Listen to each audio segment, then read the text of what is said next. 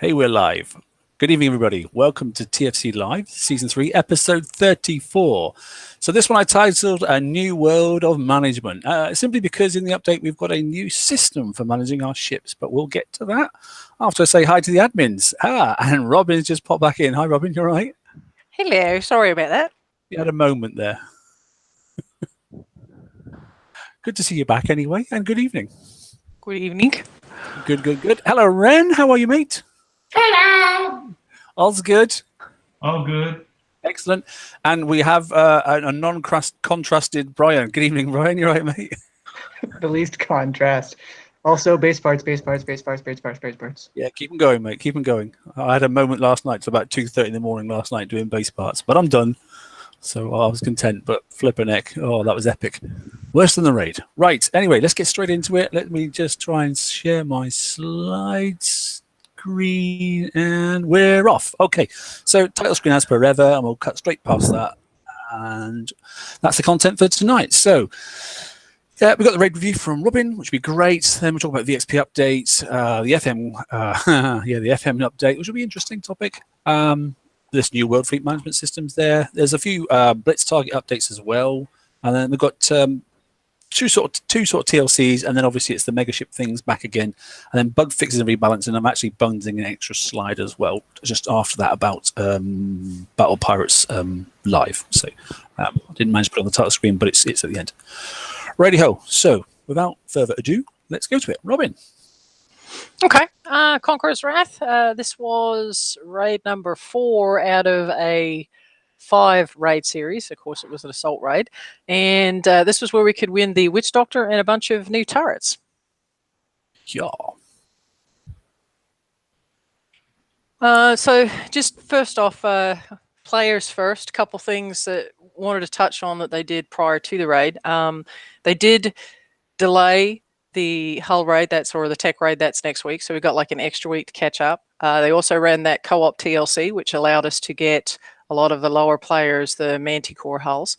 They also ran the Skyfire TLC during the raid so that you could get, I think somebody figured out it was like 69 days worth of tokens, I think it was. I think that's right, yeah. Yep. And then they did not have the lock store, which for me was huge, and for a lot of other people was huge. It allowed people to be able to get tokens and turrets that they might not normally be able to get because they were locked behind one of the higher hulls at a huge point amount. So I thought that was really good, and I would hope that Kix takes a look at that whole lock store thing, and I'd like for it to go completely, but it was nice to see that they did that this time around. Yeah, that'll be interesting, won't it? Do you reckon it'll be gone next time, Ren? I don't. Next month, I don't know. I mean, it's supposed to be a 7-day raid, right? 6-day raid, I don't know. And, wasn't this raid supposed to be 5 days, normally, or was that next raid? Well, it was supposed to be August, but they postponed the August raid by a week, and then they turned the August raid into a normal raid, and next month will be an extra month of assault raid with the tech store. No, I mean... So it's pretty much 2 months of opportunities to catch up on stuff, except this month there was no new PvE stuff, but a ton of new PvP stuff. Actually, I meant that I thought this particular raid was supposed to be 5 days in length instead of 4. And no, this was a normal raid, Thursday to Monday. They initially said next. I think there was a confusion that obviously by putting back the raid and then making this one like full of content, people then assumed it was a tech store style raid, and so there's a slight overlap there. So what we always thought was a 6-day plus a claim day ended up being a 4-day and a claim day of 5 days. So it was, No, where did I hallucinate a 5-day raid then? Probably me. I'm sorry. I probably made it up. No, the raid was supposed to be one. I thought it was this raid was supposed to be 5 days instead of 4, and then it was 4. And okay, I just don't. I thought somewhere I read it was supposed to be 5 days, like on an official Kix forum thing. I'll look at chat. Maybe chat has the answer. Chat, help me out. Yeah. Okay. And last but not least, they did the community contest, which basically gave everybody a free 1-day build token for participating, which I also thought was good. Yeah, it was a good thing to add, and the note there from obviously our community manager, which I picked up on the forums today. So it's interesting. So it's a double negative almost. So don't be surprised if it's a little bit harder next time, but it's probably going to end up being roughly the same, which I thought was quite funny. So it's going to be harder, but it's going to be the same. But yeah. But hey, you know what? Free token's a free token, and I liked the fact that players that were getting a lot of points contributed for other folks. And all you had to do actually log in. That's what you had to do, really. Even if you weren't raiding, to be honest, just log in and you got one. So for all those that got points, great. For those that didn't get points, you still got something for nothing, which is quite a rarity in this game. Yeah. Cool. Okay. So into the normal stuff. Target high points payouts. They pretty much kept the same points payouts for all of those. So that was really good. Because of the co-op TLC, folks that got the Manti for the first time were able to build at least one of them, or at least almost build one of them. So that allowed players to hit prepped targets, the elite targets. So, you know, for me, and I'm sure other people did it as well, it was nice to be able to help get some catch up for some of the mid to low players who normally don't get a whole lot of points. So they were able to use that Manti and take those targets. The half-built fleets, Mantis were still really struggling in the lower targets, which I know was frustrating. There was a guy in my alliance who's just come back who actually dropped his Mantis and was using his Phoenixes in the 60s because he was taking way less damage. So I think that's something that hopefully they can look at for the next time around. And then yeah, they still, again, lower players without full fleets still struggled in the lower targets. The tokens did help, of course, for folks that were missing armor. There were some builds and videos that were posted that were really helpful. So hopefully everybody should hopefully have the Manti or at least some Mantis for the next raid round. And then the points value for coin, I thought that was pretty static, if not maybe a little lower. At least that was my interpretation, but I did do a bunch of refits just prior to the raid. What were your thoughts on that? Me personally, I did another slight refit on mine, and I went back to well, we had a couple of tricks, didn't we, basically? And those that had the scatters was, you know, sliding one ship out so that it actually managed to absorb all the ice field damage and then drag the other ones behind it so that they were actually doing all the killing. So all your damage was actually getting, you know, the damage that you couldn't, you know, get away from, which was the splash damage, was actually only affecting one ship. So that was better. But I did go back and use some of the older armor, and because it made my Grease Monkey last longer, i.e. the ship stayed longer health for longer time, so I may not have been in the first hit as ergonomic as I could have been for damage, but as the ships got more damage, I actually did more sets. So for me, it actually worked out to be about 2 coins for a set, which I was quite content with, to be honest. But you know, that's right at the very, very top with another refit, and obviously using the crew, you know, which has been hard to get this time, I must admit. I didn't get that many. Ren, your thoughts, mate? Raid was okay. I mean, I played without spending on Thursday and Friday and Sunday. Then on Saturday, when I had more seat time, was when I popped Grease Monkey, the last one I had. And then I coined, right? And that was overall, I mean, of course I didn't coin after every set because it kind of negates the point of the Grease Monkey, which I was using not only in the dock, but in target, because the Dark Queen keeps all the ships together in the same speed, right? But so I was doing normally without a crew. I could do a set, 108, 110 for 4 coins. And with Grease Monkeys was, you know, 2 per set, and less if I just kept going because the ships were doing progressively more damage. So it was pretty cool. I scored about 400 million points.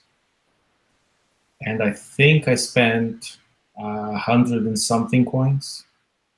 It was less than 150 coins for sure in repairs.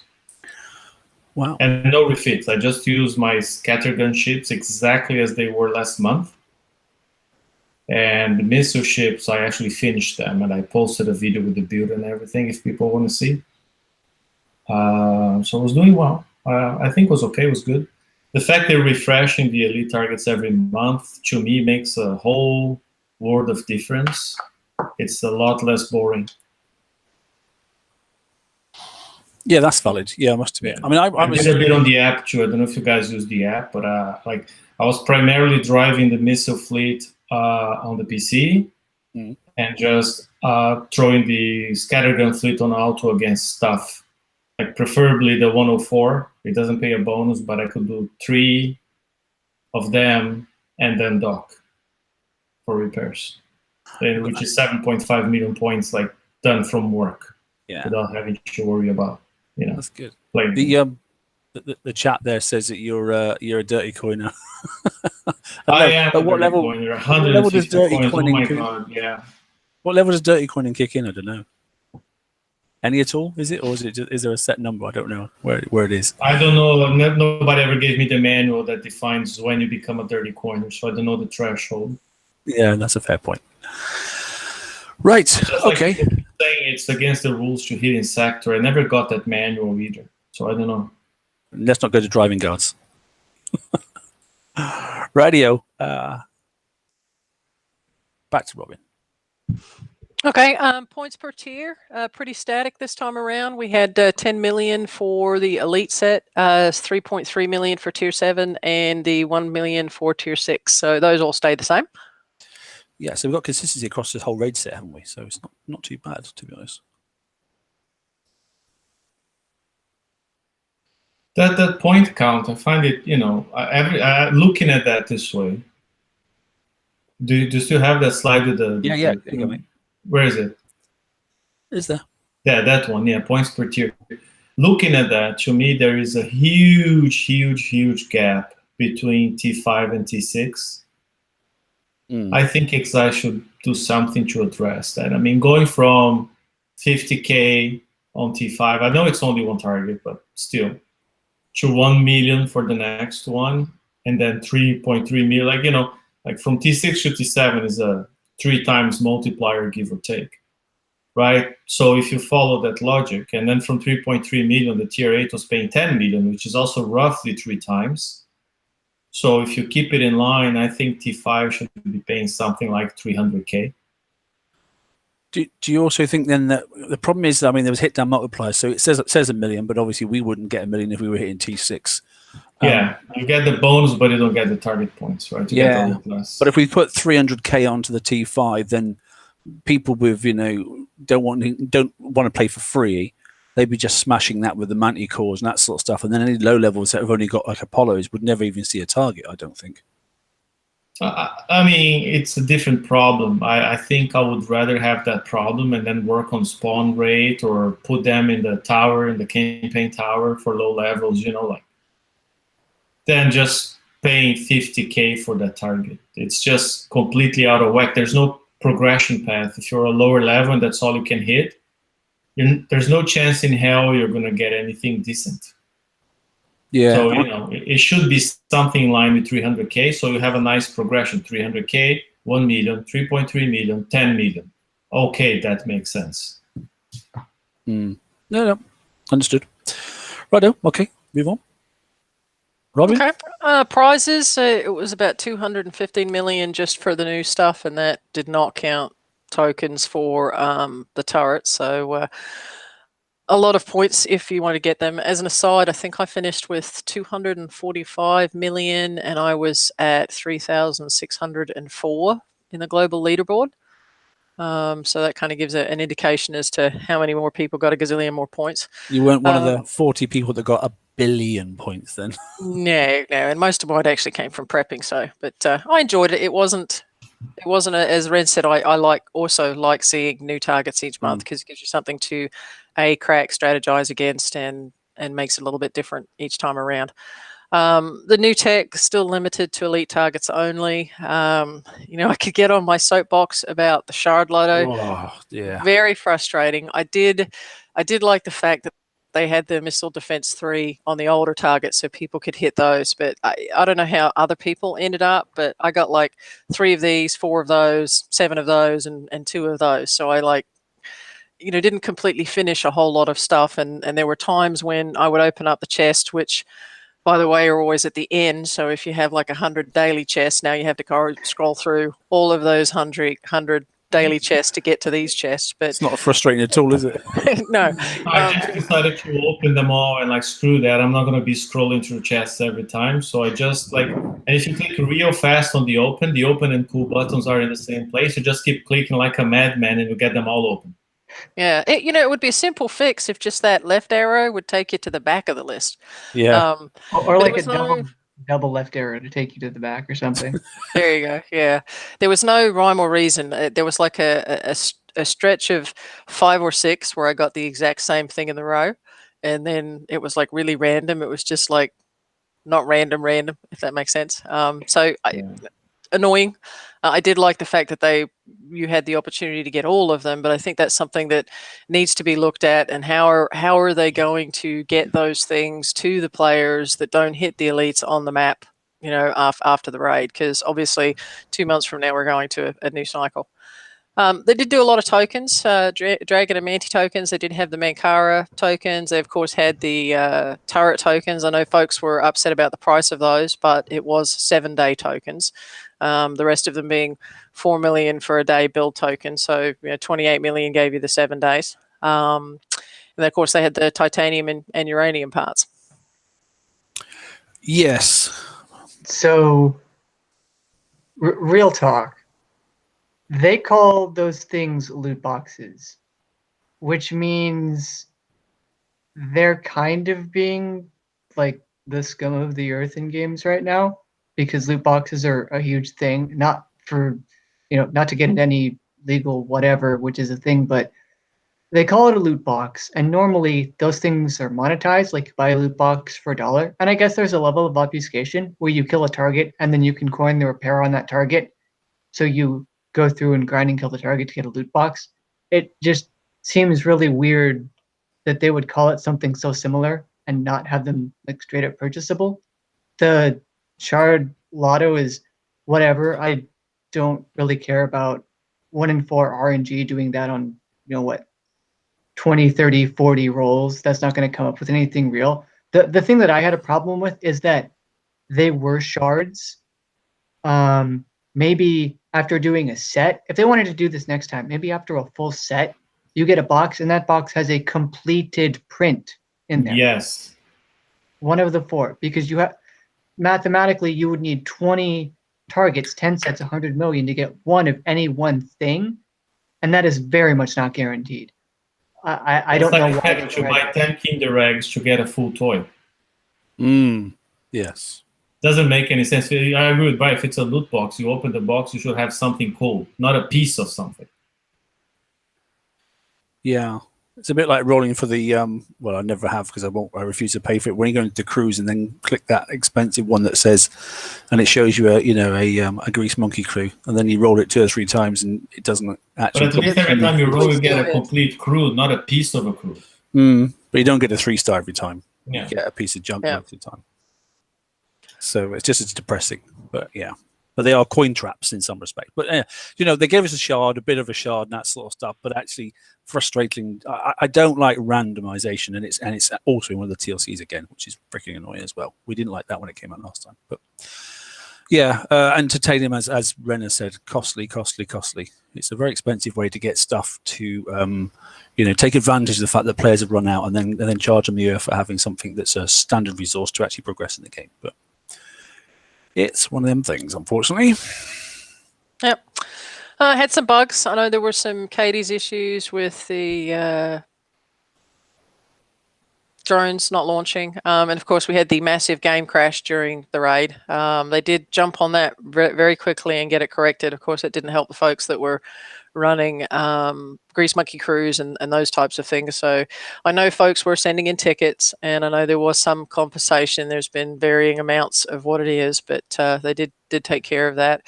The sunken ships are still causing targeting movement issues, even after they're long dead and on the bottom of the water. And then, Mark, I know you ran into this, dead spots within the targets. Yeah, I ran that live stream at the start, and I noticed that, and I thought it was my, I thought I had it zoomed in zoomed out, so my screen ratio was incorrect, and they just filled it in with extra C, but that wasn't the case. So, you would have targets chasing you, and you would try to sort of run away or kite round them and that sort of stuff, and all of a sudden, done, you found that there was areas that were just basically no-go areas. It was C, but you couldn't actually go into it. You know, so I'm not sure what caused it, and it didn't resolve itself for the whole time. I just made sure that I then changed the pathing that I used, and I couldn't get into that area. But it was frustrating at the start. I managed to get around it, but it surely shouldn't have happened, and I don't know why it did, to be honest. It was acknowledged, but it didn't get any better. But yeah, frustrating, but so okay. Okay, and Ren touched on this at the beginning of the show. Just a heads up on a couple things. First off, they have put a pop-up in the game, and there is a link at the top of the game page if you're in reduced screen. There is an August event feedback survey. Please take the time to fill that out.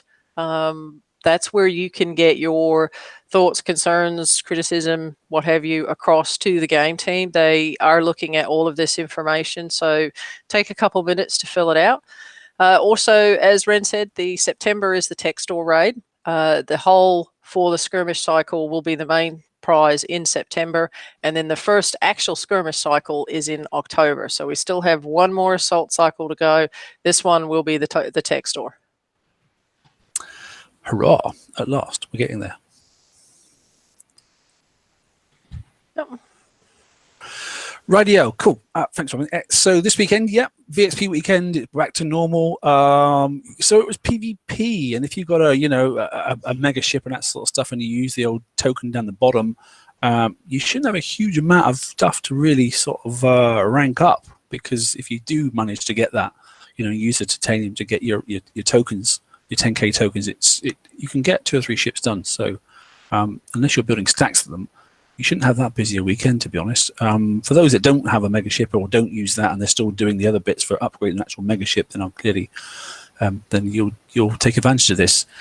I take it we've got the other token as well, where you kill off a whole target, and then obviously you gain a defender token. Is that in there as well? Can't see it.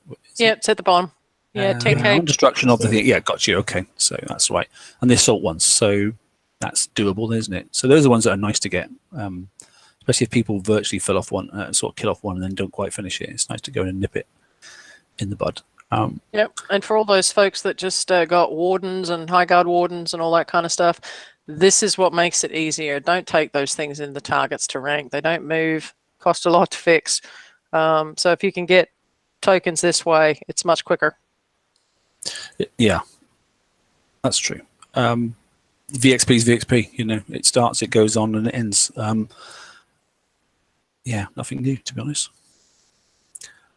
FM. This is going to be a little contentious. So, yeah, it's interesting the notes went out before, and it's nice. I'm not complaining. It's nice to see the notes went out actually before the update, so the update doesn't hit for another, 35 minutes or something like that. Is it 4 p.m. kicks time? I think it is. Yeah. So yep. 4 p.m. kicks time, so it's about 35 minutes basically. So that's when things will start to change. So this week's update on the FM, as it says there, basically, forget all the blurb, but the D5 CTX is coming in. Now that's obviously probably the armor that we're going to be using for the next raid format, probably, because it's the concussive and the explosive one. We don't have it in the game yet, so it's not a rerun. It's a new item and that sort of stuff. There'll probably only be one. It'll probably be in T5. At a guess. I'm not really sure, but that's a rough guess. We've not no picture of it because it's not come out yet. It's going to be in the update. The catastrophic mortar's in there, so it's a bit like the epic cat mortar, but it's got a bit of a shorter range, and it doesn't quite so much damage, but it's certainly a better build time, and it adds one of your 8 count, for the 200% boost. And the death sign from the raid that we've just had 2 days ago is in there.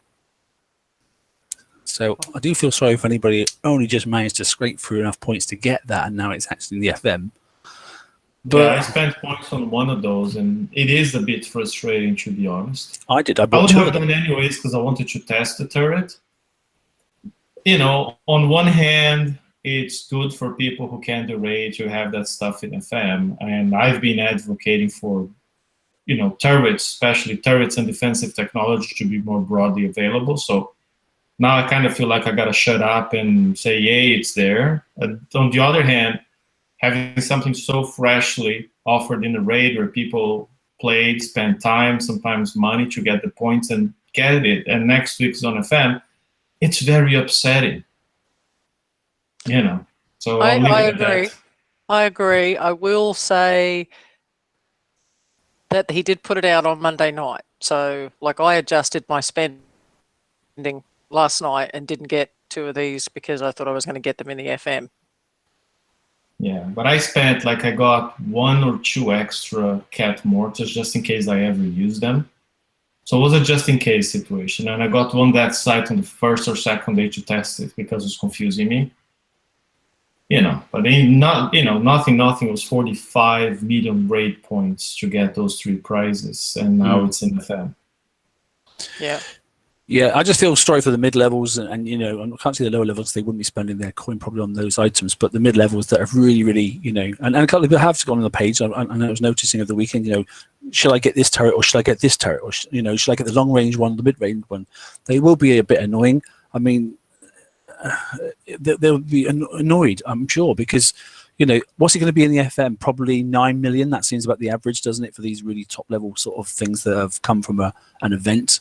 And get put into the FM sort of stuff. So, yeah, I'm thinking probably the armor is probably going to be the standard thing that's in there, and then obviously this additional one will be the, you know, the mortars that will bound to be in level 5. So, yeah, it is what it is. You know, love it or loathe it, but they want us to have this kit.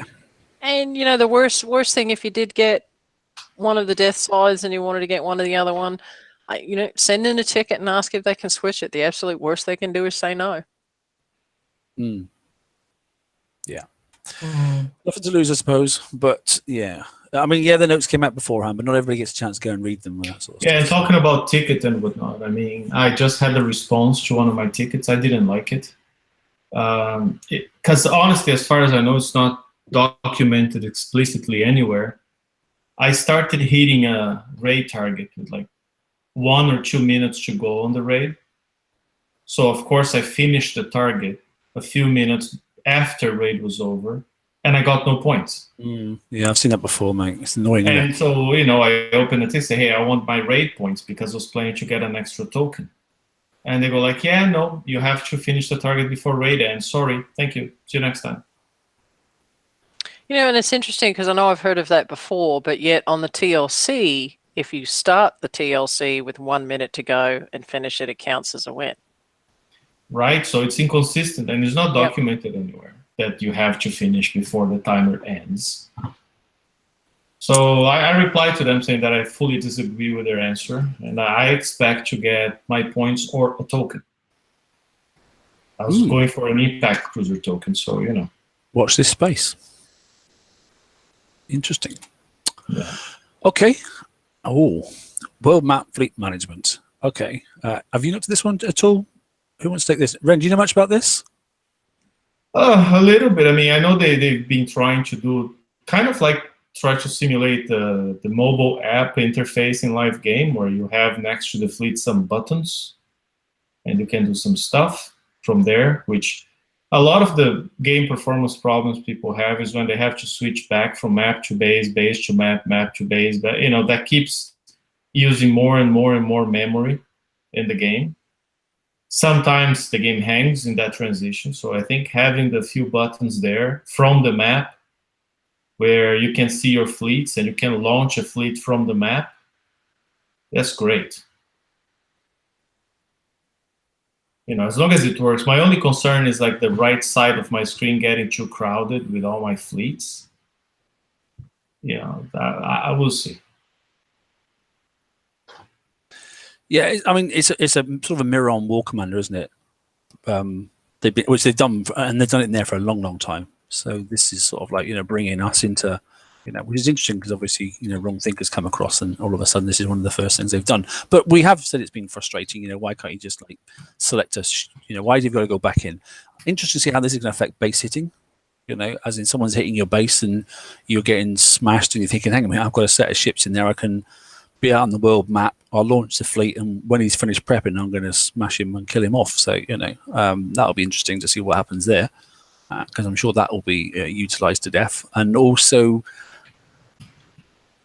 the only thing I think it's really going to encourage is obviously coining on the map, because obviously you can't do slow repairs and that sort of stuff. So it's probably more for the the bigger players, I think, from the coining perspective. But I like it. I think it's a good idea. I like the fact that now it's a scroll option, because I was concerned that you'd have like a massive great view of like 12 fleets and that sort of stuff, and it would just take up all your game screen. But it looks like you're going to have a scroll option there because it's got a scroll bar, isn't it? So it shouldn't take up a huge amount.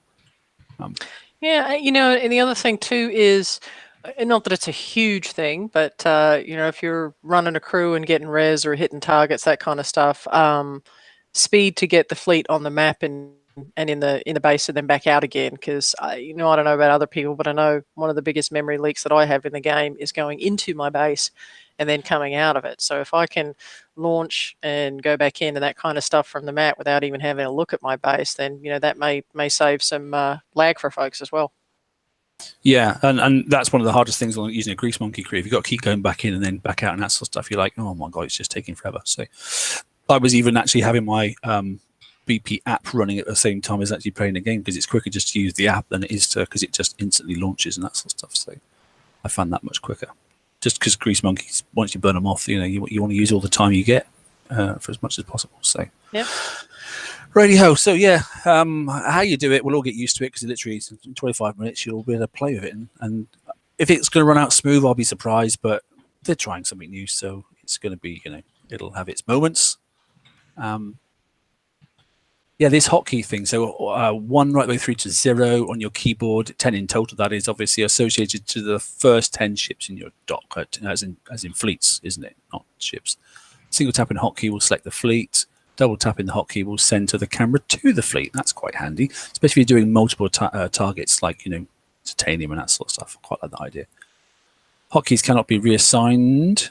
Oh, okay. So if you want a fleet to be associated with that, you've actually got to go and put the fleet into that one first. And yeah, it's a scroll down using your mouse wheel, so that's all right. That's not too bad. Let's try that in half an hour or so. What are they saying then? Yeah, fleet name, rename it Hunters. Well, people do that anyway, don't they, to be honest? No, most people suppose they put funny names on their fleets, I hope. Yeah, this was brought up in that if you have never named your fleet and you got fleet 1 through whatever, you're going to have to mouse over and scroll down. And if you're thinking, oh my god, I got, you know, where are my subs? You have to scroll down and then mouse over each fleet to say, oh, there's the subs, kind of thing.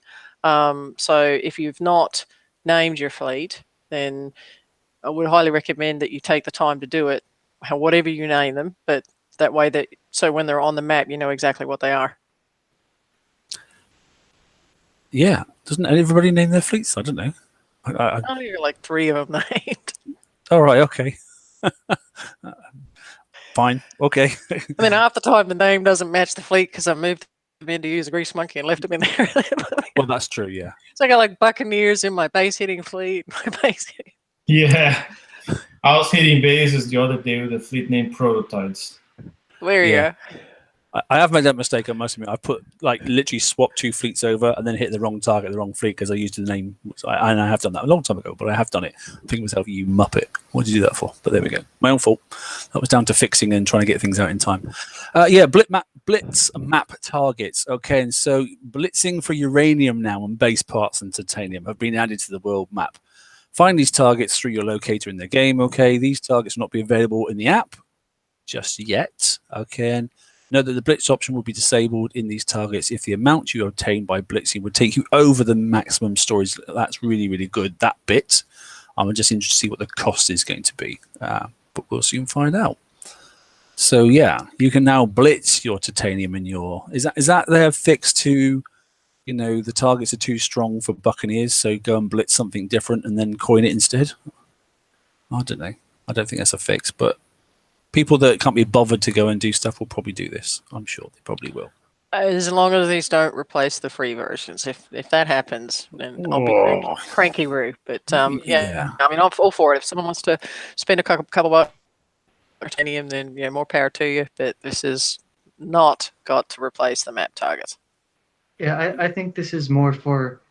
It's probably going to be spun as a way to reduce the chores in game, because it still takes time to hit. Even on auto, it still takes time to hit. A few minutes for a titanium target, a few minutes for a base part target. And with base part targets in particular, generally with their scheduling, and especially right now, because we just got a whole bunch, that's going to be a lot more tempting.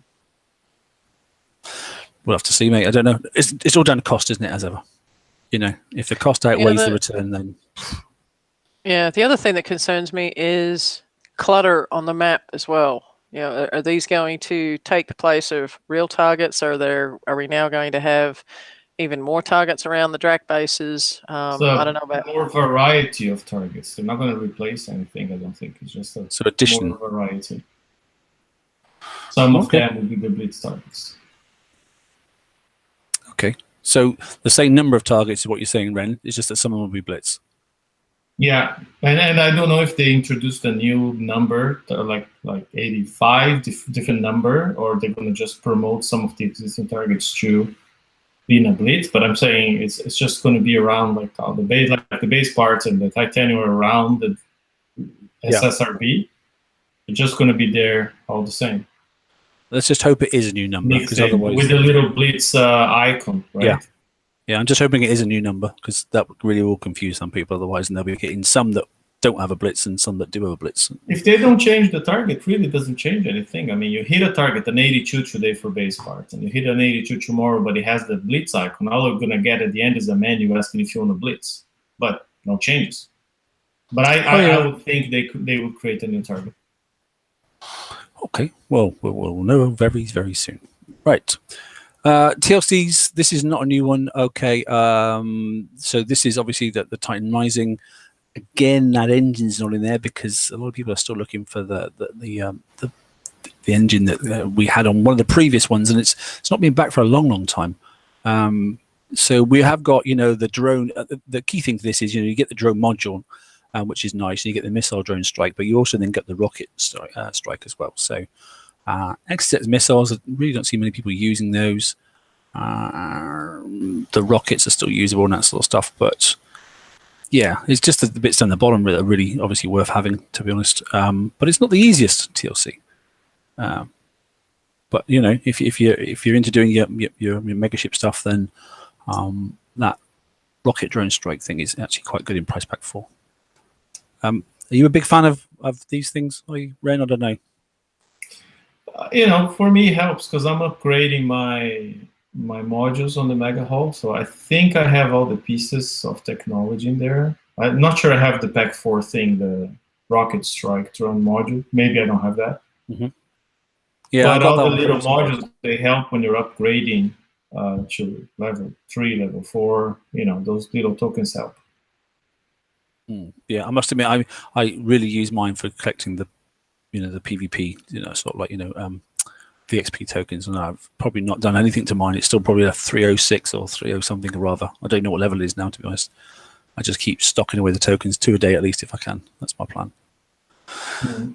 Anyway, right, okay. Hunter Games number 3. Okay, so this is another one of those ones that drops a skirmisher chest that can give you something. Last time it was locked and it was actually skirmisher. It wasn't generic tokens, it was fixed to the hull itself. So while it says a skirmisher chest, it was actually a random number of tokens for that particular hull. It wasn't skirmisher chests as in just, as you know, you get a skirmish token. You just didn't get that. You just got a token for that set ship. So yeah, it was great, and it was dropping the generic class token for skirmish. Stopped it. Yeah, they stopped that. Yeah, didn't they? I have 20-something stocked because I'm waiting for the new skirmish hull. But they stopped doing that because I think they realized the hole they were digging for themselves, right? Yeah, and I put a little addition into this one here. Do not use your manticores. Okay, this is the one that has the stun drones in it. Phoenix is, if you've got the new missile on it that goes onto the manticore, that's fantastic. They'll work very, very well. And if not, you can get through this, with Skyfires as well. But yeah.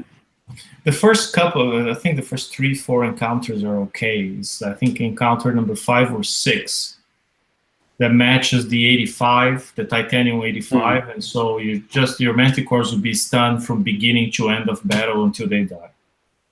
Yeah, and a lot of people have lost their complete fleet, haven't they? Which is, not good at all. So if you want to upgrade, obviously, these hunters and that sort of stuff, then yeah, cool, great, but don't think you're going to get loads of skirmish tokens because Dynamite confirmed on YouTube chat is 1 to 5 is okay to do with manticores, but encounter number 6 will kill the manticores. Right, okie doke. I just used my Phoenixes last time, I think, to be honest. Yeah, so bear in mind, stun drones from 6 up, or definitely in 6 anyway. This is interesting. So it's been reworded because it initially said something different. Okay, and so yeah, the Primus TLC basically is obviously parts, most importantly, to try and get your Centurions, Proto Centurions up and running. And I've basically put the color coding of the ships in there in the order I think they're going to do well in this one. So Buccaneers, yes, it can be done with Buccaneers. Hydras actually do it better. And believe it or not, it's crazy to use Proto-Sense to get shards for the Proto-Sense and tokens of Proto-Sense, but they do okay as well. I find Hydras are, in fact, we all find probably Hydras are a lot better than Buccaneers just because of the nature of the way the targets have been built lately. But if you really want to do the SSRBs, then the Proto Centurion is really about your only chance of doing it with a reasonable amount of damage, because Hydras takes about half the fleet away and you only just manage it in the timeline, unless you're doing it in 2s. But don't know, you know, this fleet can do some of the map targets and that sort of stuff as well, but so can Hydras, you know, and the Buccaneers do the low ones. So there are some nice things, you know, the hypers are in there, missile defense system 2s at the back end, which is good, you know. Siege Battery 4 most probably already got that. Countermeasure Loader 3 is not the best one of all, to be honest. It's obviously a version 4 now, so it's do it or don't do it. I've been slowly building my Proto-Sense with these tokens. Last month, I think they ran this, and I didn't do the TLC at all, didn't have time. But, you know, you do every month. I think they're going to keep running that, and at some point, you have a fleet. I'm liking that the first, or for each prize pack, it's an actual build token and not just a stinky VXP token. Yeah, that's true. Yeah. I have to say, I'm still really, really frustrated, and I know Ford he's in there moderating in the chat and that sort of stuff. He's actually asked the question several times. I still find with when you look at the actual the wall damage that the peak acceleration cannon can do on blast, but even in normal mode, the walls in these flipping SSRBs are crazy strong. Yeah. Ludicrously strong. I just don't get it. You know, I almost thought about putting flipping launchers on my, you know, on these protos and having a go at doing it that way. So the ship's strong, but you've got to sit still for so long. And I don't know whether it would just be trying to get the launchers to do it. You're getting me curious. I'm going to end up trying Buccaneers with launchers. Yeah, it's just, yeah, I don't get it. And we have complained in the past, and they just said, no, the walls are correct and that sort of stuff. But, you know, it's like 15 shots to get through and kill the turrets. And that time you're just sitting in that ice pool for that whole time. It's ludicrous. And they should have the repair metrics by now. They should be able to tell solo versus duo, you know, with 2 sets of Hydras and what people are getting on Hydras for repair versus Proto-Sense. Really, I can sort of understand wanting to lock out the Buccaneers, but not really. But if they wanted to do that, and they're not going to lower the health on the walls, they can just up the wall damage on the pack 2. Like, that's not hard. You would think so, yeah, or just turn the walls down a little bit because, yeah, whichever one. The pack 2, yeah, because it's so heavy and that sort of stuff, and it fits great on obviously the ship. But I just find it really, really nuts. You got to sit there. Literally, I was counting, you know, because I did about 8 of these in the last 48 hours, and I was like that. Yeah, 15 to 16 shots to knock those walls down. You know, which is yeah. Well, the SSRB overall, we were just talking in chat, Ford's new PNI. It's just like it's not worth it. Like, you know, even yesterday when people were going around crazy hitting base part. Right? Oh yeah, yeah. You don't see anybody going for the SSRBs because it's just too hard, and the payout is what, 500 versus the 103, which is, you know, a lot more doable, and it's 300. So I'd rather hit 2 103s than an SSRB. It's the kind of target they made unattractive. Unfortunately, yes. Yeah.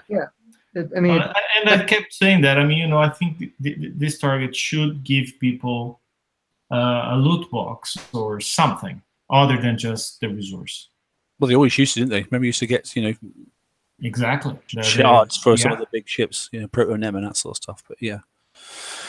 Right, so there we go. It's by the way, just a question now you made me think. Like the original Draconian bases, they gave some nice base specials. One that's used to this day, like a fire support platform M. People use it right now.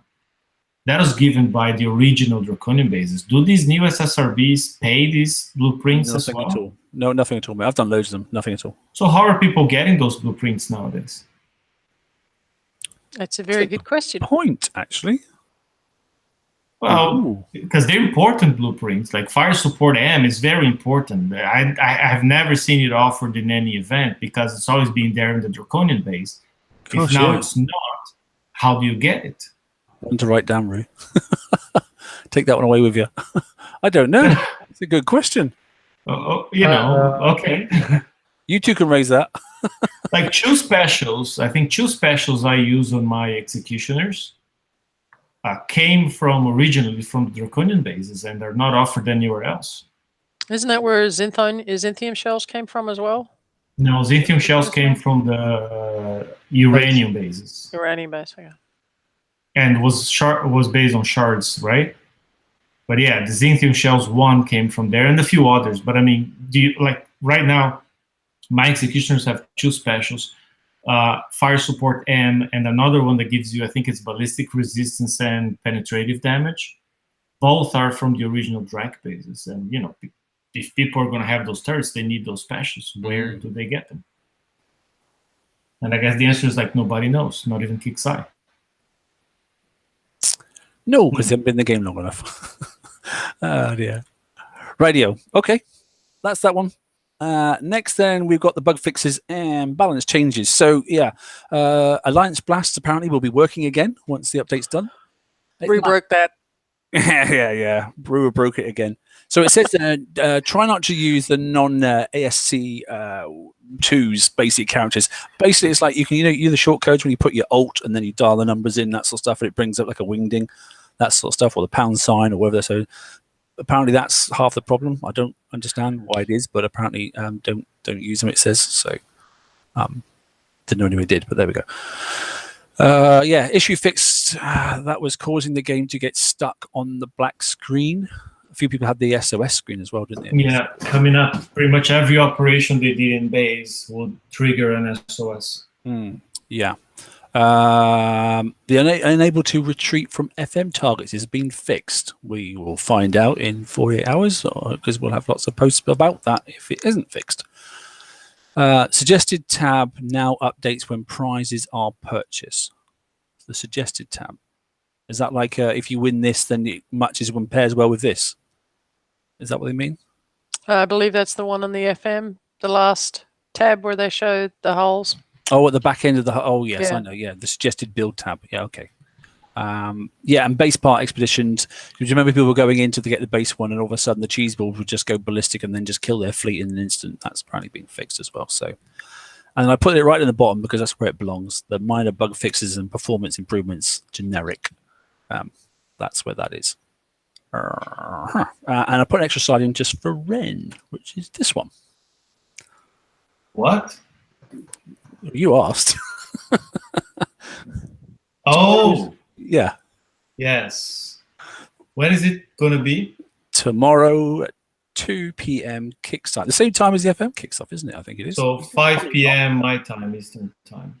Sorry, FM's 9 a.m. I'm just thinking, yeah, so hang on a minute. Because I'm 8 hours ahead, aren't I? So, yes, so that's 10 o'clock at night for us, basically, tomorrow. It's normally at 2 p.m., but it's normally on the Friday. So they're going to discuss then, obviously, the skirmish cycle, and let's see what they've got to talk about. I'm quite intrigued. It should be this bat ray thing, shouldn't it? And I'm hoping they're going to discuss whether we can actually use the proto tides in the raid series. Because it's the first time we've actually got to a series that we've actually got a proto ship rank built and sculled and ready to rock and roll. And if it can't be used at all, then that'll be interesting, to say the least. So they'd have been the best thing for one particular target. I mean, I guess people didn't want to invest the time building them back when they were first released, but to what? 6 months, not even that. However long SSRBs have been out, they're the best for one thing. It seems so weird. The whole SSRB thing just seems so weird. They're just not as efficient in terms of repair time versus return on your resource as the best things are with the top built fleet. And you need the top built, like a whole new, completely different, should be better than the top built fleet to do these targets. But the fleet that does SSRBs doesn't do as well in the top and regular the target. from less raid. What? How? And I remember, I'm not justifying and I'm not excusing them. I fully agree with you. But I remember having a chat with a game designer like 2 years ago or something like that. And the guy was saying how incredibly hard it was for them to balance the target for multiple fleets. When they were going like with the 2-fleet scenario kind of thing, right? And the guy was saying, you know, like we go through many iterations of the target until we think it's good enough. And then let's say we tune them for the Phoenix. Oh, and now they got to tune it for the Skyfire, and finding the balance where it was good for both or doable with both, blah, blah, blah, was like, took them more time to find that balance than to develop the target in multiple iterations. Let's put it like that. So I think we're seeing that right now, where, you know, like the Buccaneer sucks on even a level 82 base bar target. It's confined to 60 something and below, right? And then the Hydra does well, but the Hydra doesn't do the SSRB. The Proto Centurion does the SSRB, but doesn't do well in the 103 base bar, which is weird. As you said, should do better.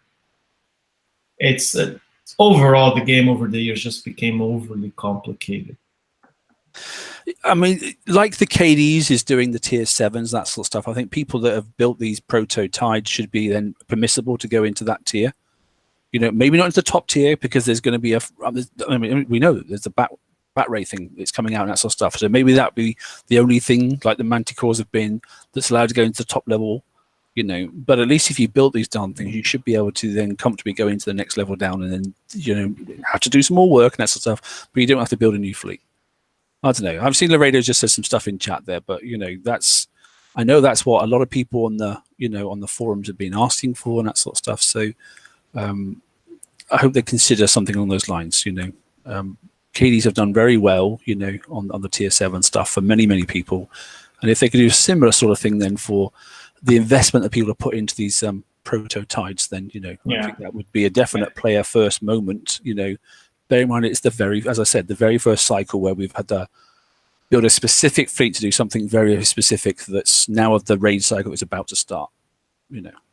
Yeah, I mean, you know, like what Laredo said, that maybe the lead target's next raid cycle will be hull locked and not tier locked. That's just a joke, honestly. I mean, having a hull that only does one thing in game and one thing that nobody actually needs to do, it's just a bad taste joke. You know, because they had promised that the hull would be good for 1 year, and all of a sudden, hey, here, right? It's not good for a year anymore. It's yeah. I mean, they could have. You know, like, that was still a decision from the previous team. I don't know, these guys with their whole player first thing, if they're going to do that, but not letting people use their prototype seekers to do the raid, that would not be players first. No, and they've put it back for a set reason. I mean, part of it is the PvP piece, but obviously there's other concerns as well. So whilst you have got a bit of wiggle room, just do the right thing and think about, you know, the backlash of, because quite a few people have got these prototypes already now. I've seen quite a few fleets around. So. And I would honestly expect the performance to be like the Bat Ray being the top hull, best performance. The prototype seeker should be the second best for the whole raid. Right? Like good A sets, you reckon? Huh? Like good A sets, you reckon? Yeah, I think so. Certainly good at A sets, but should even be somewhat capable of doing S sets. For but more damage than the new top hull. That's what I'm trying to say. You know what I mean? Like, let's say, use this raid as a reference point. If I could complete a 2-target elite set for 4 coins, let's say I can do the same with the Bat Ray. Maybe the Tide Seeker, the Proto Tide Seeker won't be 4 coins, will be 8, but still does it. So people who have it can do it. Not precluded from that, you know. But I just get this gut feeling that's not going to be the situation. I don't know. It should be like that. Again, I mean, if you're going to give players a shelf life for the holes they build, that's what it should be. Okay, you know, like this whole erratic behavior of, here's the new shiny, oh, the new shiny is not going to be allowed here. That sucks. It's awful. And the thing is, I wonder what they're going to do, because usually with each raid cycle, they try to make a specific mechanic or stat that you need, like stun resist for the previous year's assault raid. While there really isn't one with this, and then maybe slow resist. I can't imagine necessarily that like Skyfires would do well in here, although the difference in tier and armor value and all that, if you tried to take them in like a high-end target, just if there's something that is a big change, like if there is, you know, stun in these new targets or whatever, and the prototype stuff doesn't have stun resist necessarily, or just, you know, insert whatever you want, then they're locking it out based on mechanics of the new target, and I don't think that's right, especially for the prototype. Locking out the older holes, sure, but design including the prototype in mind, and thankfully that's been released long enough ago that they should have had the foresight to understand that the prototype's going to be here. We need to make these targets inclusive of this. Yes. Whereas something like maybe the Proto Apollo or the Proto, well, by the time the next cycle rolls around, it should be long enough that they should know to design for the Proto whatever. But like this current assault cycle, I'm not sure how well they're going to make this current assault cycle gel with the Proto Apollo when that comes out. And if we're going to have another Proto set where the old holes are better again. It's not easy, but at the same time, they kind of brought this on themselves. And we have to build a whole new fleet for maybe being good at a target or maybe not, and do the TLC over and over again or whatever. It still seems a little too complicated. Nobody likes a one-trick pony. Not in and this the game. other thing is like, as it happened last cycle, the skirmish cycle where we got the hunters and the fang teeth. What happened was then the holes from the previous year, the Tide Seeker could somewhat compete, but the Hellwraith, that sub, the river sub from 2 years ago, as far as I remember, was completely useless in the new target mechanic. Right? Yeah. So the skill hole was useless. The Hellwraith could not do the new Scourge targets last year. Yeah, But the old Tide Seeker could. Yeah, the only thing the Hellwraith could do is to take the gluts, as long as the everything else was killed. everything else of the thermal ships were gone. Yeah, so I'm wondering if so I fully expect the prototype seekers should do reasonably well, being newer, and I expect the hunters should be able to do something, right? But I'm curious to see if the fang teeth will have a place in the sun, or being subs, they will just be useless because the new mechanic yada yada yada, and you know they stay there, they get stunned or whatever, and take damage until they die. I don't know. Subs are a very tricky thing to keep current once you change the target.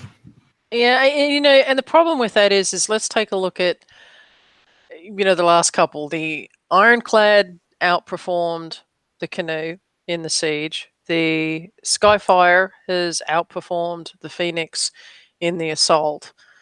And so, you know, does somebody build Fangs or does somebody build Hunters if they don't have the new stuff and they're not able to get to it? And sometimes I think that neither are quick. Well, and it's frustrating for someone, you know, who's, and we see it on the page, you know, should I build Fangs or should I build Hunters? You know, Don't have an answer.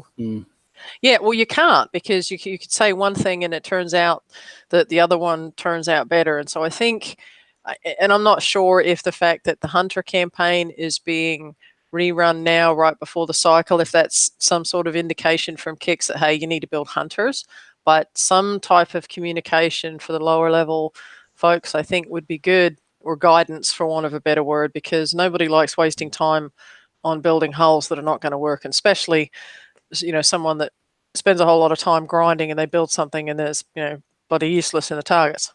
Did they not hint that it was not going to be subsurface, this battery?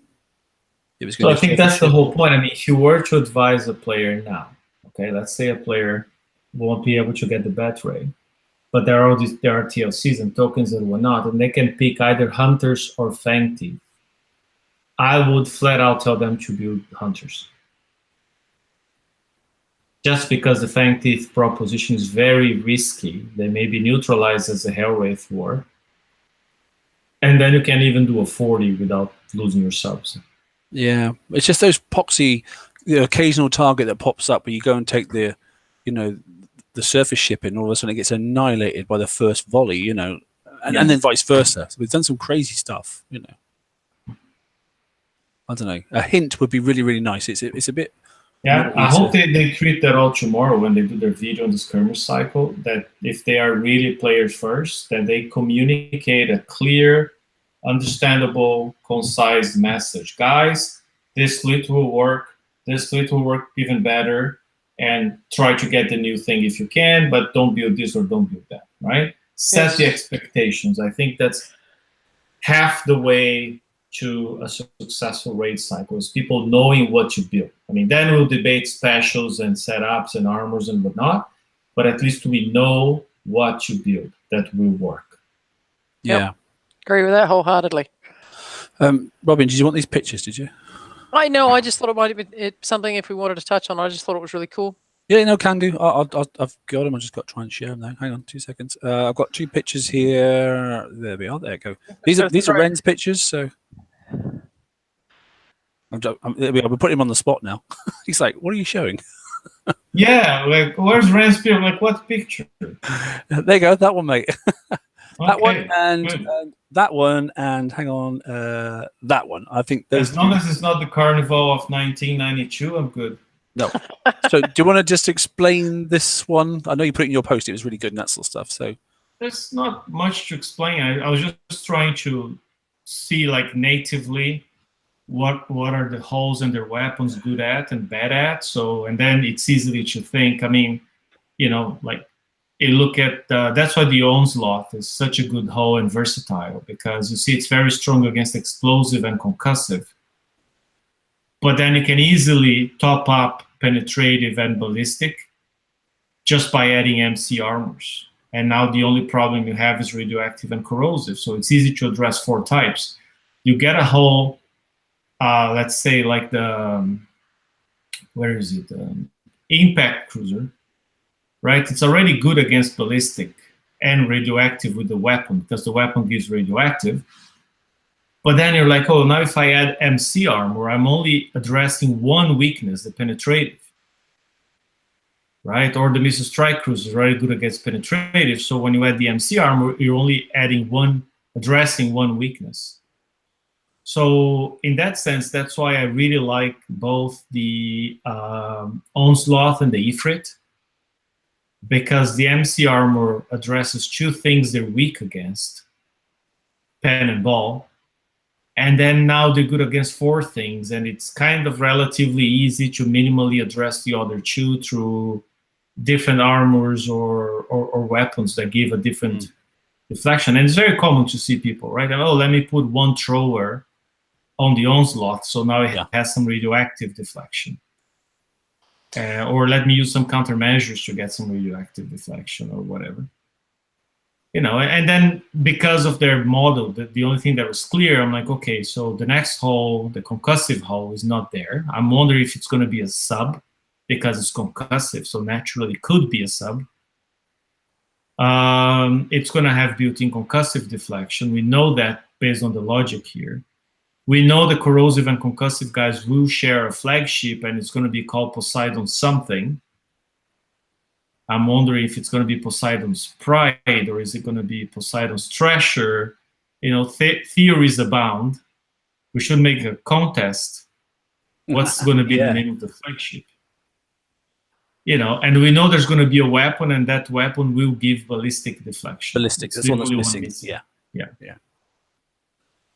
Yeah, and it'd be interesting. And obviously the set of turrets, the last set of turrets is yeah. I'm also very curious as to, okay, now we have a countermeasure, the Night Watch, that does pen and explosive countering, and now we have the other one that does ballistic and radioactive. So are they going to release a brand new corrosive concussive countermeasure?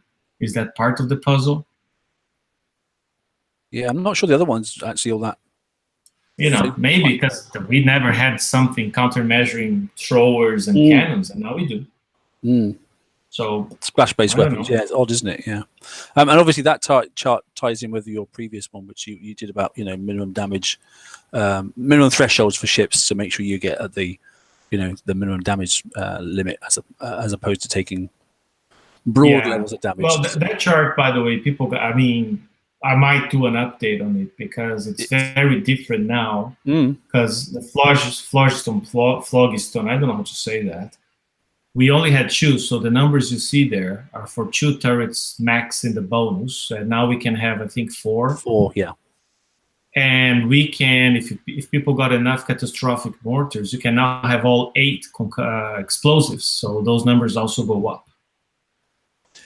Yes, and obviously there's the whole family of corrosive turrets. Corrosive turrets, yeah, exactly. Which is that 2.36 something or other million without the short range one. Yep. And then there's the whole. I mean, there's the inherent damage from the turret, and then there's the dot. The dot. God, yeah, the dot. The epic dot of the mid-range turret, particularly, which is a whole different ball game. Because I was reading some of the early chat, when Venom was in there, and a couple of others were talking about it, and they were like, "Yeah, the swing has been huge," but I think probably Bounty will probably get us the next bit, maybe. Do you think, or do it be next raid? I don't know, but they want to get this stuff out quick, don't they? Because yeah, I think so. I would fully expect to see the new concussive hull in Bounty. Wouldn't surprise me at all. And probably a whole family of turrets as well. And we've got to get another defender out of some sort as well. There should be one more of those. So, yeah, interesting. That's what I've got, mate. I've got nothing else, unless you've got anything particular. No, all good. Good, Brian. You've survived, mate. You still look very pasty, but you've done well. It helps that I just get to sit here in this chair and not run around the library all day. No, nothing really. Just. I'm curious to see what the bat ray is and how that whole thing is going to work. Yeah, well, Kick's time 2:00 tomorrow. We should all start to ponder even more about what the heck's going to come, in the next raid series, which is actually in still 2 months' time, because we get the whole next month and then we get to build it and use it the following. The Bat Ray, the Batmobile. So we'll see what now it's you can turn on the same Bat channel at the same Bat time and see them talking about the Bat skirmish raid cycle. Get that new special shark repellent spray. Apparently, I'm picking on you, Brian. Sorry. What? Apparently, I'm Bat Ray with lasers. Yeah. The lasers is the weapon. No, you see Batman and have it put like the bat signal out there in front of it on the water. Yeah, should have a little detection thing. So it's like, anyway, shut up, Mark. Yeah, no, that could totally be a mechanic though. They'll have like a vision range, like in stealth games, where the ship itself stays still, but it'll turn back and forth, and they'll have a giant bat signal just across the sea. And if you enter in that bat signal, it's like a cavitator field. You surface. I think it's time to finish. Just one thing real quick. Laredo said in chat that the Facebook show tomorrow should give folks the plan of what's needed. So yeah, he did sort of hint that he didn't think. He did say, I don't think subs will be it either. I bloody hope they're not. So I don't think what? Subs will be it either. I.e., the Bat Ray will stay on the surface and it won't sink. So I'll say something, and maybe has nothing to do with it, but there was a hull called Stingray back 5 years maybe in Battle Pirates, and I had a lot of fun with the Stingray, but it was a cannon-based hull, good for fast fleet versus fleet. I really loved the Stingray. It was kind of like in the same family as the Interdictor. And the Interdictor was a very fun hull to drive too. So if the Bat Ray is anything like the Stingray or the Interdictor, I'll be really happy. They were fun hulls. Liam won't be if there's no subs. It had to come out. I knew someone was going to say it. Oh dear. Subtastic. Right. on that note, I think we'll pull the plug. Thanks everybody in the live chat there for coming in.